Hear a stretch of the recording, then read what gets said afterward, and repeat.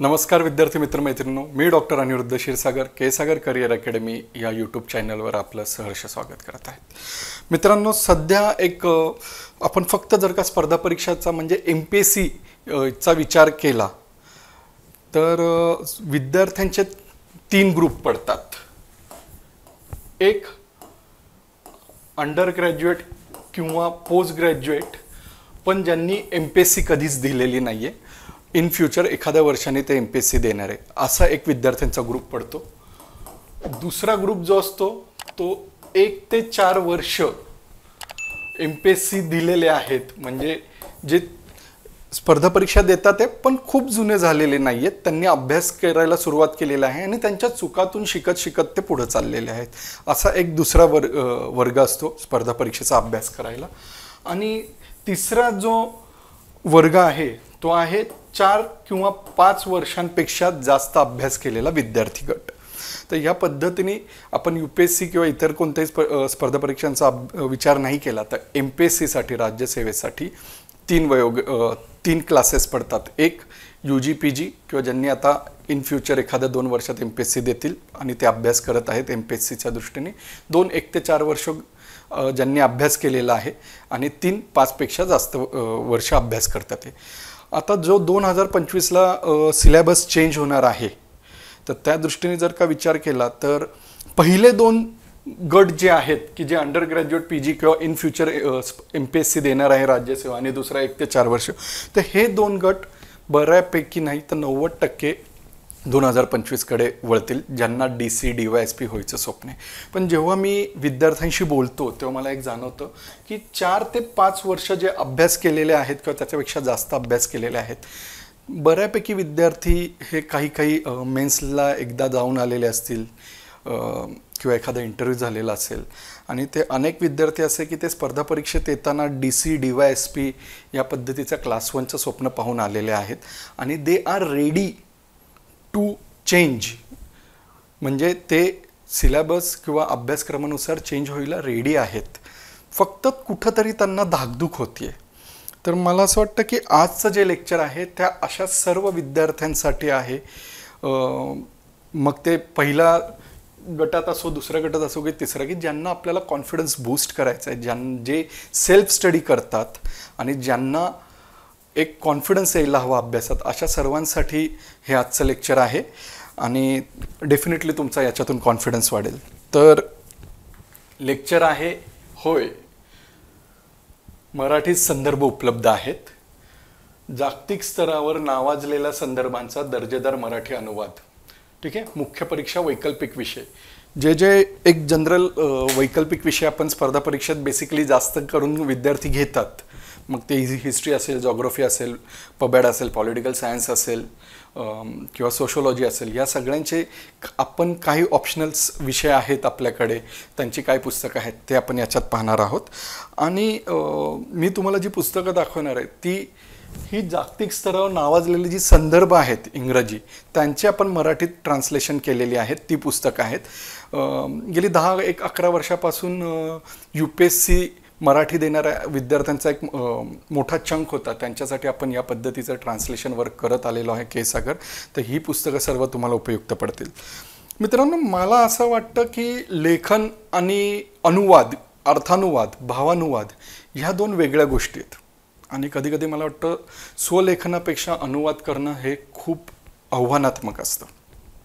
जसं आपण अल्केमिस्ट हे पुस्तक ऐकलं असेल, एक ब्राझिलियन नॉव्हेल आहे, ते आज पूर्णतः जगात जर का वाचल्या जाते किंवा त्याला प्रसिद्धी मिळाली तर कुठंतरी त्याचं जे इंग्रजीमध्ये ट्रान्सलेशन झालेलं होतं, ज्या व्यक्तीने ते ट्रान्सलेशन केलं त्याचाही तेवढाच काय म्हणतो आपण हातभार आहे की ते पुस्तक फेमस व्हायला जगभर.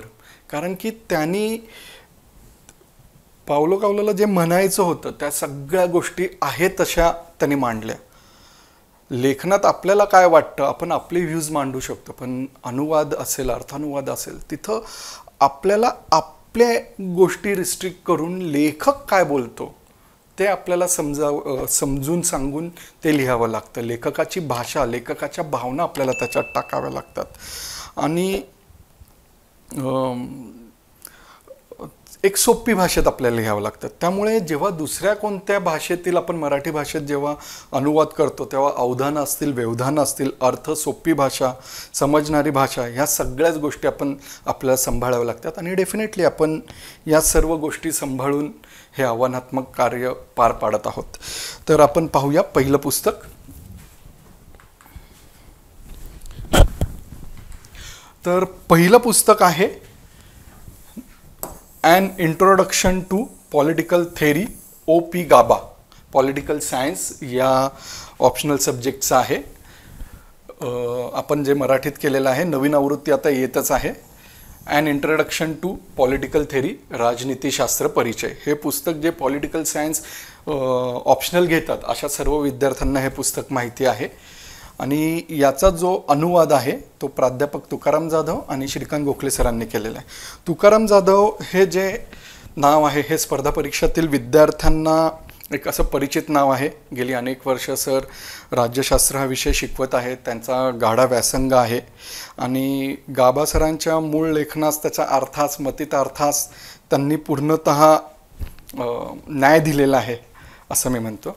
ठीक आहे. आणि हा संदर्भ जो आहे तो तुम्हाला फक्त UPSC MPSCलाच फक्त इम्पॉर्टंट आहे असं नाही, तर नेट सेट परीक्षा असतील किंवा पदवी आणि पदव्युत्तर परीक्षांचे जे विद्यार्थी आहेत, जे पॉलिटिकल सायन्स स्पेशल घेतलेले पोस्ट ग्रॅज्युएशनचे विद्यार्थी असतील, अशांनासुद्धा हे पुस्तक महत्त्वाचं आहे. अनेक वेळेला ह्या पुस्तकातून तुम्ही जर का पुढं जाऊन इन फ्युचर तुम्ही स्पर्धा परीक्षांचा विचार करत असाल आणि तुम्ही अंडर ग्रॅज्युएट असाल तर मला वाटतं की तुम्ही अशा बेसिक म्हणण्यापेक्षा अशा पुस्तकांचा तुम्ही अभ्यास करावा तुमच्या अंडर ग्रॅज्युएट आणि पोस्ट ग्रॅज्युएटमध्ये, म्हणजे तुम्हाला त्याच वेळेला तुमचा स्पर्धा परीक्षेच्या दृष्टीने सुद्धा अभ्यास होतो.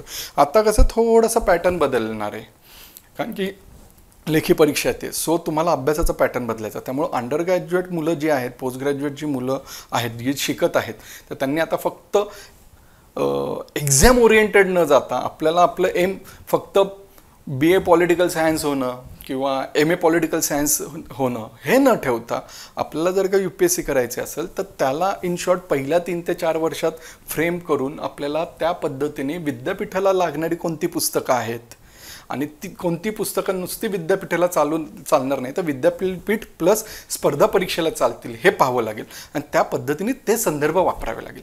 तर डेफिनेटली हे पुस्तक तुम्हाला UG असो PG असो पॉलिटिकल सायन्सच्या विद्यार्थ्यांना सुद्धा हे महत्त्वाचं आहे आणि हा MPSC ऑप्शनल किंवा UPSC ऑप्शनल जे मराठीतून देतात ते त्यांनाही हे महत्त्वाचं आहे. तर हे बऱ्यापैकी विद्यार्थीप्रिय पुस्तक आहे. मध्ये बंद झालं म्हणजे एडिशन संपलेली होती, आता त्याची नवीन एडिशन येते 1-2 दिवसात येऊनच जाईल. ठीक आहे. तर दुसरं पुस्तक आहे सोशोलॉजी ऑप्शनलचं, ॲन इंट्रोडक्शन टू सोशोलॉजी.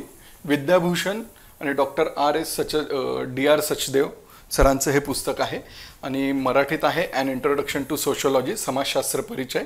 आणि याचा मराठी अनुवाद डॉक्टर सुधा काळदात्यांनी प्राध्यापक PK कुलकर्णी सर यांनी केलेले आहे.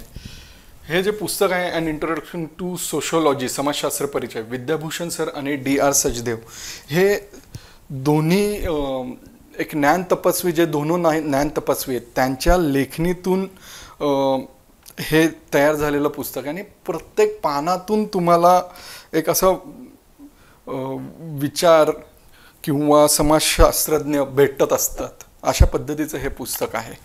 ठीक आहे. तर हे पुस्तक आपल्याला सोशोलॉजी मेन्स जे करतात ते पेपर 1 त्याच्यासाठी हे इम्पॉर्टंट पुस्तक आहे. ठीक आहे. तसंच मी म्हटलो तसं की हे नेट सेट परीक्षा आणि UG PG सोशोलॉजी जे घेऊन अभ्यास करत आहेत अशांसाठी सुद्धा उपयुक्त आहे. यानंतरचं तिसरं पुस्तक आहे भारतातील समाज कल्याण, social welfare administration in India. ठीक आहे. तर हे पुस्तक जे आहे मूळ लेखक डॉक्टर DR सचदेव सर आहेत आणि वासंती फडके आणि सत्यवती राऊळ मॅडम यांनी हे पुस्तक ट्रान्सलेट केलेलं आहे. हे नेट सेट असेल, MSW असेल, तसंच समाज कल्याण अधिकारी या सगळ्या परीक्षांसाठी उपयुक्त आहे हे पुस्तक. आणि जे अंडर ग्रॅज्युएट पोस्ट ग्रॅज्युएट अभ्यास करत आहेत अशांसाठी सुद्धा हे पुस्तक एक मार्गदर्शक आहे. तर आपण सोशोलॉजीचे 2 पाहिले, आता हे तिसरे social change. Social change in India crisis and religions, Yogendra Singh सरांचं पुस्तक आहे. मराठीत आपण त्याच नावाने केलेलं आहे, सोशल चेंज इन इंडिया, भारतातील सामाजिक परिवर्तन. ज्योती आफळे मॅडमनी याचा अनुवाद केलेला आहे आणि संस्करण केसागर सरांनी केलं आहे. तर हे पुस्तक सोशोलॉजीच्या ऑप्शनलसाठी सुद्धा महत्त्वाचं आहे. त्याचबरोबर जे विद्यार्थी समाजशास्त्र या विषयात संशोधन करण्यास इंटरेस्टेड आहेत अशांसाठी सुद्धा हे पुस्तक उपयुक्त आहे मित्रांनो.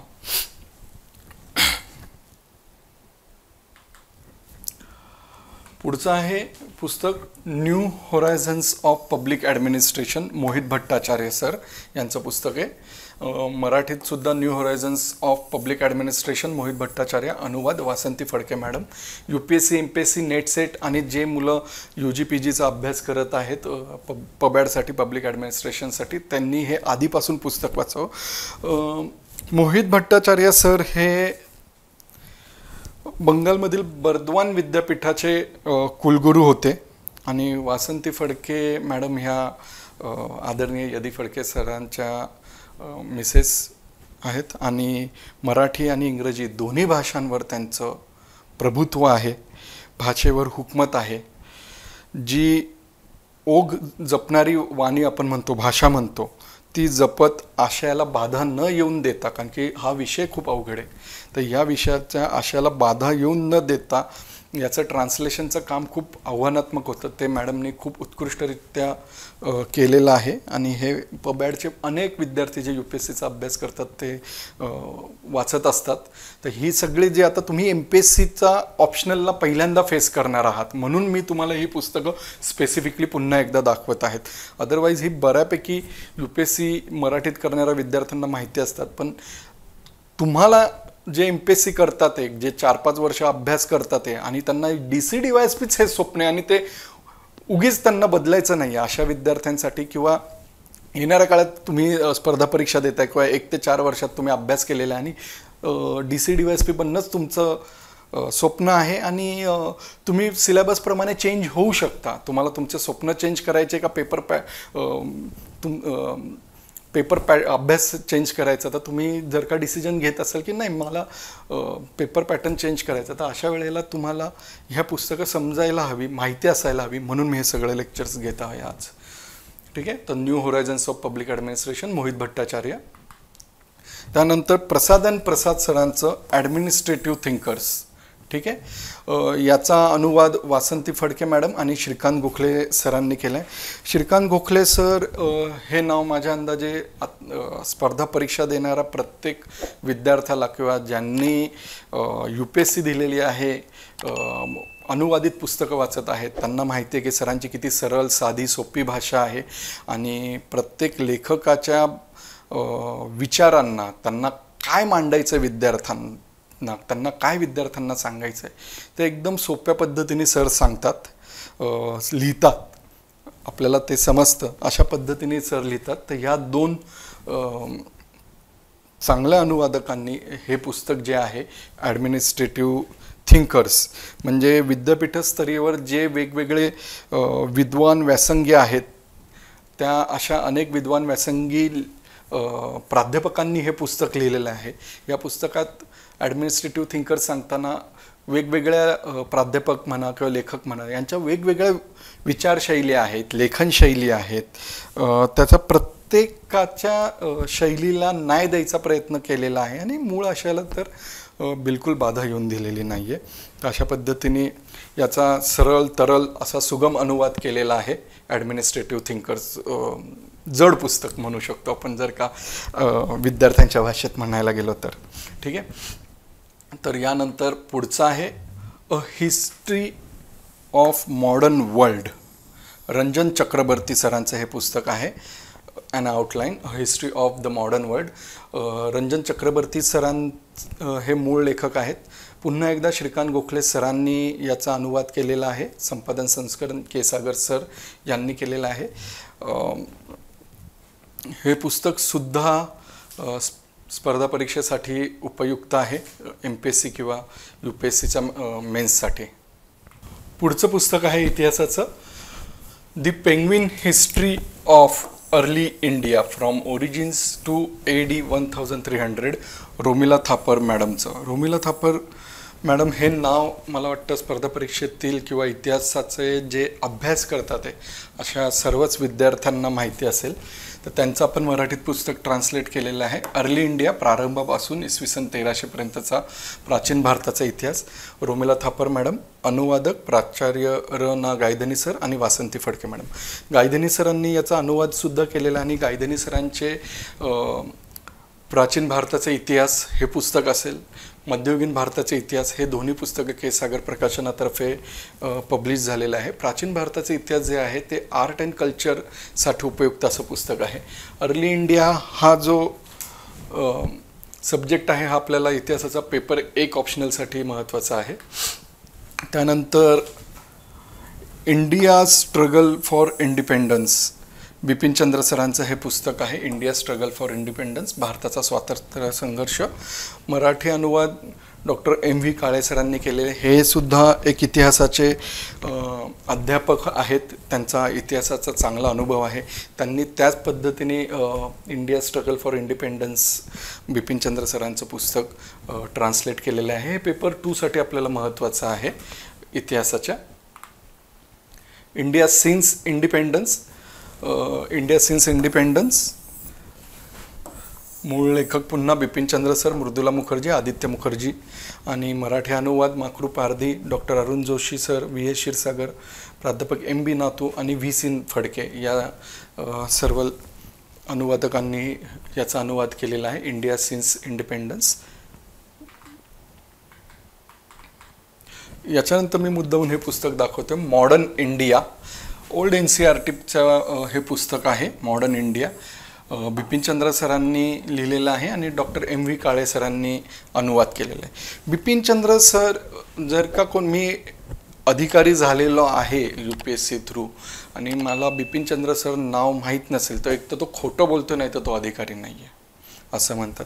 NBTचे माजी अध्यक्ष डॉक्टर बिपिनचंद्र सर, इतिहासातले खूप मोठं नाव आहे आणि आजही त्यांची इतिहासाची पुस्तकं अंडर ग्रॅज्युएट, पोस्ट ग्रॅज्युएट म्हणा किंवा स्पर्धा परीक्षांना म्हणा किंवा इतर कोणत्याही इतिहासाच्या संदर्भासाठी सरांची पुस्तकं वाचल्या जातात.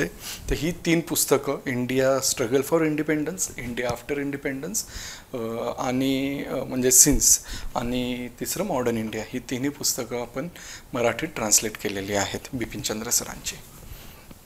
यानंतर लुसेंट पब्लिकेशनचं सामान्य अध्ययन प्राचीन भारत हे पुस्तक आहे, जे आपण मराठीत अनुवाद केलेलं आहे.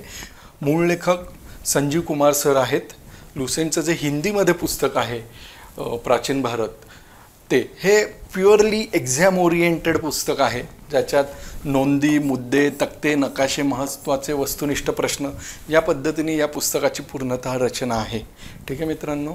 तर आणि नुसते नोंदी, मुद्दे, तक्ते, नकाशे नाही, तुम्ही जर का नॉलेज अप्लाइड केलं तर तुम्हाला त्याच्यातून व्यवस्थित कंटेंटसुद्धा मिळतो आणि हे खूप एक्झाम ओरिएंटेड आणि सुंदर पुस्तक आहे.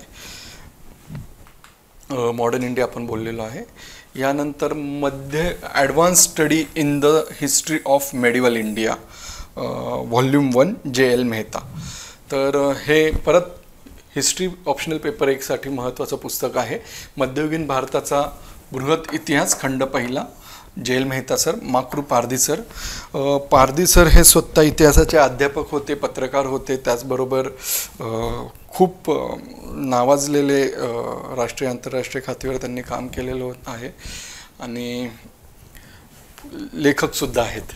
तर त्यांनी या पुस्तकाला पूर्णतः न्याय दिलेला आहे, मध्ययुगीन भारताचा बृहत इतिहास, खंड पहिला.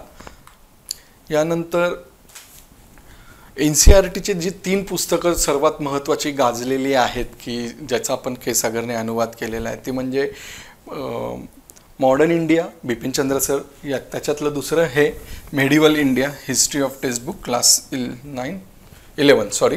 तर NCERTनी मेडिवल इंडिया या पुस्तकाचा ग्रंथाचा मराठी अनुवाद आहे, मध्ययुगीन भारत. लेखक प्राध्यापक सतीशचंद्र सर, माकरू पारधी सर, डॉक्टर व. देशपांडे आणि प्राध्यापक मार्डीकर सर. व. देशपांडे सरांचं आधुनिक भारताचा इतिहास हे पुस्तकसुद्धा आपण प्रकाशित केलेलं आहे. त्यामुळे त्याच दर्जाचे तेवढंच भाषेवर इतिहास असो इंग्रजी असो मराठी असो तेवढंच प्रभुत्व असलेले जे लेखक आहेत त्यांनीच या पुस्तकांचा अनुवाद केलेला आहे. आणि हो, पुन्हा एकदा सांगतो, ही सर्व पुस्तकं तुम्हाला अंडर ग्रॅज्युएट पोस्ट ग्रॅज्युएटच्या अभ्यासाला सुद्धा उपयुक्त आहेत. जे अंडर ग्रॅज्युएट पोस्ट ग्रॅज्युएटचे विद्यार्थी हा व्हिडिओ पाहत असतील आणि ज्यांच्या डोक्यात असेल की पुढच्या 2 ते 3 वर्षांनी मला UPSC द्यायचे किंवा आत्ता मी फायनल इयरला आहे आणि पुढच्या वर्षी मला माझी फायनल इयरची एक्झाम पण द्यायची आणि मला UPSCचा पहिलं किंवा MPSCचा पहिला अटेम्प्ट पण द्यायचा आहे, अशा विद्यार्थ्यांनी फक्त आपल्या विद्यापीठांचा किंवा आपल्या अंडर ग्रॅज्युएटचा ग्रॅज्युएशनचा म्हणजे आणि पोस्ट ग्रॅज्युएशनचा फक्त एक्झाम ओरिएंटेड अभ्यास न करता या पद्धतीचे सर्वसमावेशक असा कंटेंटचा जर का अभ्यास केला तर तो तुम्हाला तुमच्या परीक्षांना ग्रॅज्युएशनच्या परीक्षांना सुद्धा उपयुक्त ठरणार आहे आणि त्याच पद्धतीने तुमच्या स्पर्धा परीक्षेला सुद्धा उपयुक्त ठरणार आहे. कारण की ह्या दोन्ही परीक्षा ज्या आहेत त्या लेखी आहेत, तुम्हाला लिहायचं आहे. त्यामुळे तुम्हाला ग्रॅज्युएशनची परीक्षा असो पोस्ट ग्रॅज्युएशनची परीक्षा असो तेथे सुद्धा तुम्हाला वाचायचं आहे, लिहायचं आहे, तुमचं नॉलेज अप्लाइड करायचं, त्याच्यासाठी कंटेंट हवा. सो तो तुम्हाला या पुस्तकातून मिळणार. आणि कुठंतरी ह्या सगळ्या परीक्षा तुम्हाला UPSCचा पेपर पॅटर्न म्हणा किंवा UPSCची लिखाणाची जी आपण सवय म्हणू किंवा त्याची कुठं चुकतो आपण, या सगळ्या गोष्टी समजायला मदत करणार आहे. आणि अभ्यास कधीच वाया जात नाही, हे आयुष्यात लक्षात ठेवा. तुम्ही कोणताही अभ्यास करा, तो कधीच वाया जात नाही. सो हा अभ्यास मला परीक्षेला महत्त्वाचा आहे की नाही माहीत नाही, तुम्हाला याचा नक्की फायदा होणार आहे. मग तो परीक्षेत होईल नाही तर तुम्हाला आयुष्य जगताना होईल, पण ही पुस्तकं तुम्हाला डेफिनेटली फायदेशीर आहेत. यानंतर मध्ययुगीन Bharat medieval India from sultanate to Mughals part 1 Satishchandra sir, Marathi अनुवाद अनिल काळे सर आणि संस्करण केसागर सर. हे सुद्धा पेपर 1 ऑप्शनलसाठी महत्त्वाचं पुस्तक आहे. सतीशचंद्र सरांचं मध्ययुगीन भारत NCERT असेल किंवा मध्ययुगीन भारत हे पुस्तक असेल. सतीशचंद्र सर हे मध्ययुगीन भारत या विषयातले एक गाढे व्यासंगी लेखक आहेत आणि त्यांचं हे पुस्तक इंग्रजीमध्ये किंवा UPSCला खूप चांगल्या पद्धतीने चालतं. त्यानंतर दुसरं पुस्तक मध्ययुगीन भारत खंड 2 मोगल साम्राज्य, मूळ लेखक सतीशचंद्र सर, अनुवादक S. क्षीरसागर, जे निवृत्त पोलीस उपअधीक्षक होते S. क्षीरसागर, त्यांनी अनुवाद केलेला आहे. माझे काका आणि संपादन संस्करण केसागर सर यांनी केलेलं आहे. मध्ययुगीन भारत खंड 2 मोगल साम्राज्य. ठीक आहे, हे इंग्रजी पुस्तक, त्याचा हा मराठी अनुवाद. यानंतर तिसरं आहे जे मी म्हटलो ते NCERT सिरीजमधलं तिसरं पुस्तक एन्शंट इंडिया. ठीक आहे, एन्शंट इंडिया RS शर्मा सरांचं हे पुस्तक आहे. मराठी अनुवाद वासंती फडके मॅडम यांनी केलेला आहे.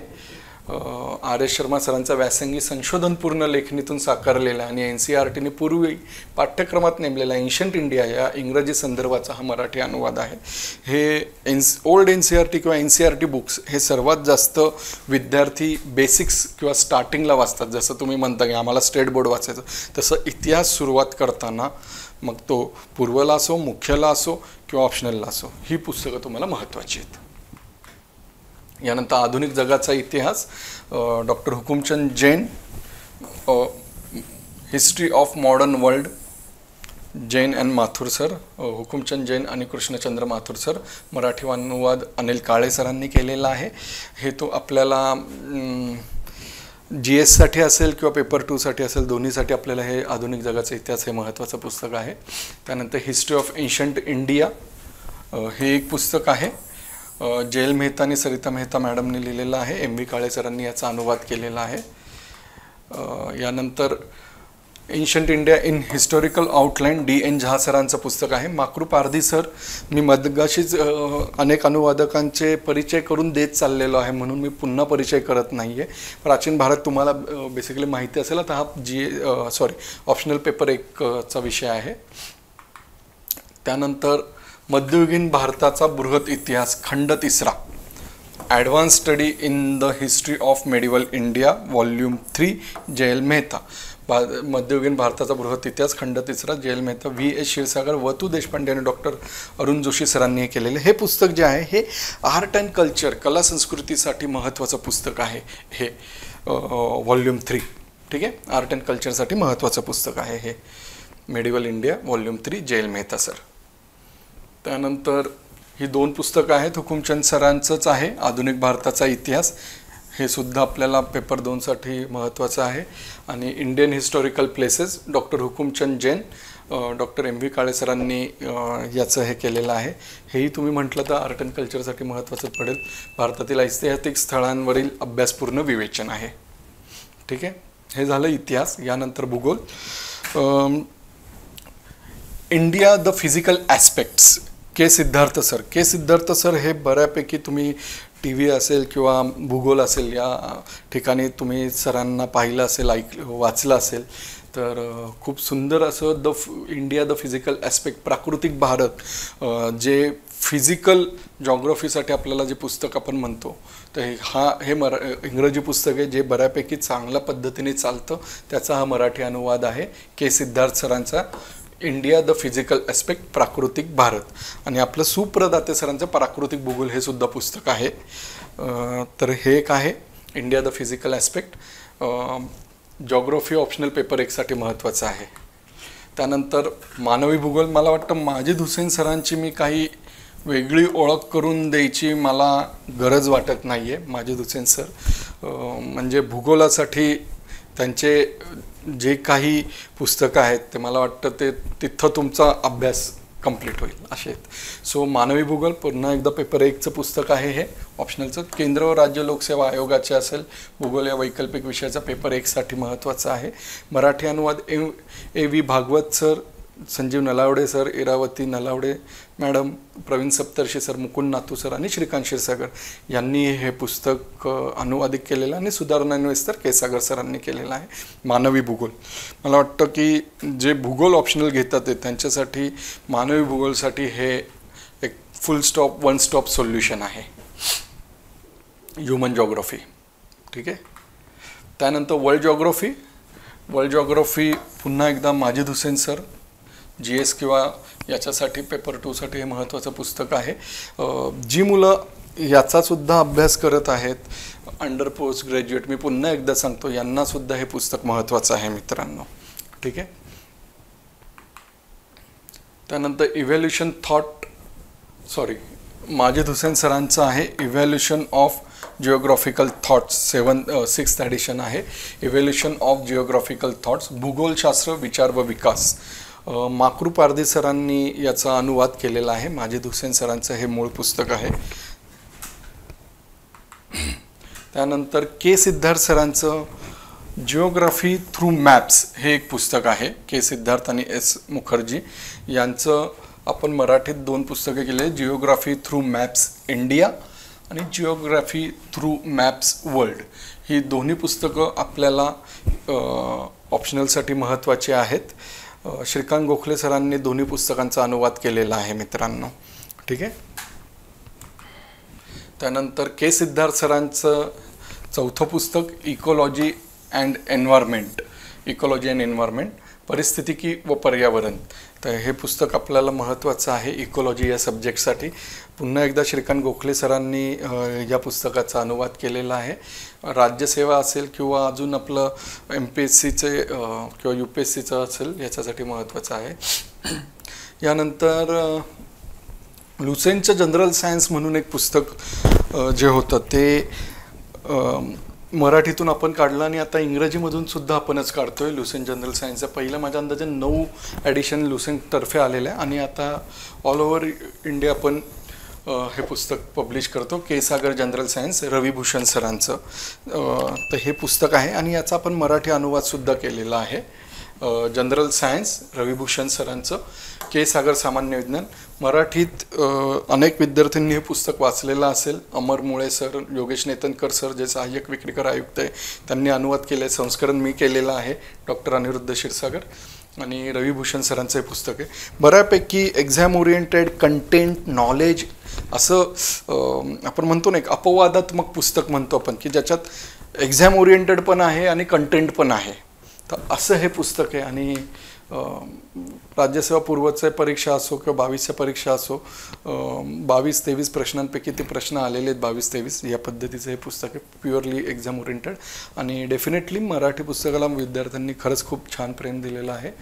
त्यानंतर जे जनरल सायन्स पुस्तक आहे डिस्क्रिप्टिव्ह, त्याचं K Sagar's objective general science and model practice sets हे पुस्तक आहे रविभूषण सरांचं, जे UPSC, MPSC, CSAT, NDA, CDS, SSC, PSC जिथं जिथं सायन्स येईल त्या सगळ्याला हे पुस्तक ऑब्जेक्टिव्ह वस्तुनिष्ठ प्रश्नांसाठी महत्त्वाचं आहे. त्याचा हा मराठी अनुवाद आहे. हे पुस्तकसुद्धा खूप सुंदर आहे, के सागर्स ऑब्जेक्टिव्ह जनरल सायन्स व मॉडेल प्रॅक्टिस सेट. प्राध्यापक हेमंत देव सरांनी याचा अनुवाद केला आहे, संस्करण पुन्हा मी एकदा केलेलं आहे. तर हे पुस्तक एक आहे. तर मित्रांनो, हा सूर्य हा जयद्रथ इंग्रजी संदर्भ आहेत, मराठी संदर्भ आहेत. तुम्हाला जर का अभ्यास करायचा असेल मराठीतून तर संदर्भ उपलब्ध आहेत. पेपर पॅटर्न बदलला, त्यामुळं आपल्याला आपली मानसिकता पण बदलावी लागेल. आपल्याला दुकानात जाऊन पुस्तकं चाळावी लागतील, आपल्याला पुस्तकं वाचावी लागतील. कारण की आता अधिकारी जो बनणार आहे तर तिथं तुमची सुरुवात इथं यायला हवी, की आपल्याला प्रश्न विचारता यायला हवे. आपल्याला वाय हा प्रश्न विचारता यायला हवं, की का, कसं काय, का करतोय, का व्हायला हवं, हे बरोबर आहे का, मी वाचतो हे बरोबर आहे का. अनेक वेळेला आता असं दिसेल की सगळे सैरभैर असतील, तर तुम्हाला तुमच्या पेपर पॅटर्नला किंवा तुमच्या अभ्यास पद्धतीला विश्वास ठेवून तुम्हाला अभ्यास करावा लागेल मित्रांनो. तर के सागर पब्लिकेशन, के सागर करिअर अकॅडमी तुमच्याबरोबर आहे. तुम्ही अभ्यास करा. उत्तमोत्तम संदर्भ हे जे अनुवादित आहेत ते मी सांगितले. पुढील काळात मी इतिहासाचे ऑप्शनलला काय महत्त्वाचे संदर्भ आहेत त्याचीसुद्धा बुकलिस्ट बनवेल. भूगोलाचे काय संदर्भ आहेत त्याचीसुद्धा बुकलिस्ट बनवेल. Public administration, sociology, political science हे जे 5 मेन विषय आहेत त्याचे कोणकोणते महत्त्वाची पुस्तकं आहे ऑप्शनलची ते मी तुम्हाला सांगेल. त्याचबरोबर जशी जशी वेगवेगळ्या GSची किंवा इतर ऑप्शनलची पुस्तकं येत जातील तशी तशी मी त्यांच्याशी तुम्हाला रूबरू करून देतच जाईल. तर तुम्ही अभ्यासाला सुरुवात करा. बाकी आपण आहोतच. धन्यवाद.